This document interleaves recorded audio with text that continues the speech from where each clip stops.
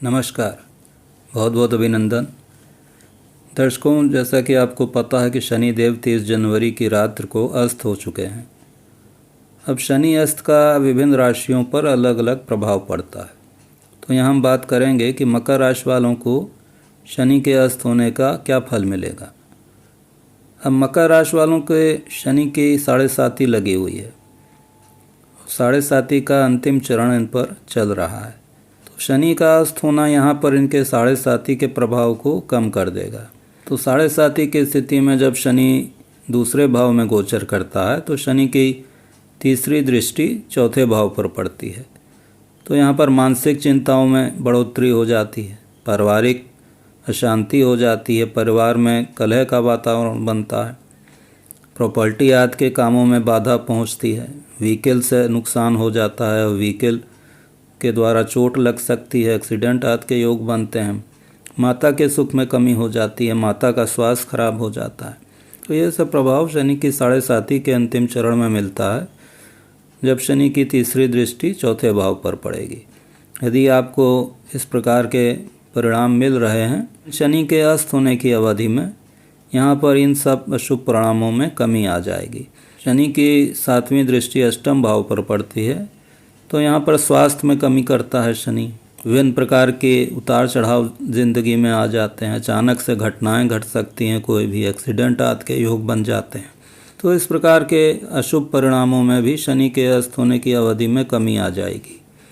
शनि की 10वीं दृष्टि लाभ भाव पर पड़ती है, आय के भाव पर पड़ती है। तो यहाँ पर जब शनि की 7.5 चलती है, जब शनि की 7.5 का अंतिम चरण होता है, तब इनकम के स्रोतों में कमी आ जाएगी, किसी न किसी प्रकार की बाधा आपके लाभ में हो जाएगी, पैसे मिलने बंद हो जाएंगे, या कहीं से सैलरी मिलनी है तो उसमें देर हो सकती है, या आपके कोई भी जो भी आय के साधन हैं उसमें कमी हो सकती है। तो ये सब जो अशुभ परिणाम शनि के 7.5 के अंतिम चरण में मिलते हैं, तो शनि के अस्त होने की अवधि में इन सब अशुभ परिणामों में भी कमी आ जाएगी। अब यदि किसी व्यक्ति की जन्म कुंडली में शनि शुभ स्थिति में है, शनि वहाँ बलवान होकर बैठा है या शुभ ग्रहों के द्वारा देखा जा रहा है, बृहस्पति के द्वारा, शुक्र आदि के द्वारा देखा जा रहा है, तो वहाँ पर शनिदेव शुभ फल भी देते हैं। तो ऐसी स्थिति में लग्नेश होकर वो दूसरे भाव में बैठे हैं, अपनी ही राशि में बैठे हैं, तो धन के मामले में वृद्धि करते हैं। तो वहाँ पर अस्त होने की अवधि में उसमें धन की मात्रा में कमी आ सकती है। हालांकि शनि यहाँ पर शुक्र के साथ बैठा हुआ है, और शुक्र जो कि मकर लग्न के लिए योग कारक ग्रह होता है।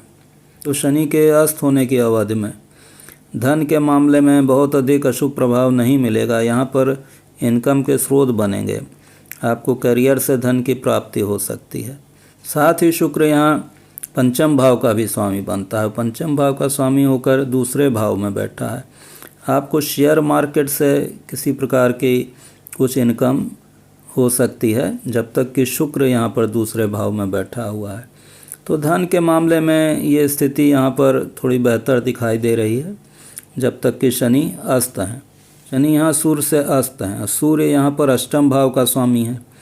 तो अष्टम भाव का स्वामी होने के कारण सूर्य यहाँ जब दूसरे भाव में बैठा होगा, परिवार के किसी व्यक्ति के साथ किसी प्रकार की कोई अशुभ घटना घट सकती है, उसको कोई कष्ट हो सकता है। उपाय स्वरूप यदि हम शनि के मंत्रों का जाप करते हैं, हनुमान चालीसा के रोज़ 5 बार या 7 बार पाठ करते हैं, शनिवार के दिन सुंदरकांड का पाठ करते हैं, तो वहाँ पर शनि के अशुभ परिणामों में कमी आ जाएगी। तो आशा है वीडियो पसंद आया होगा। धन्यवाद।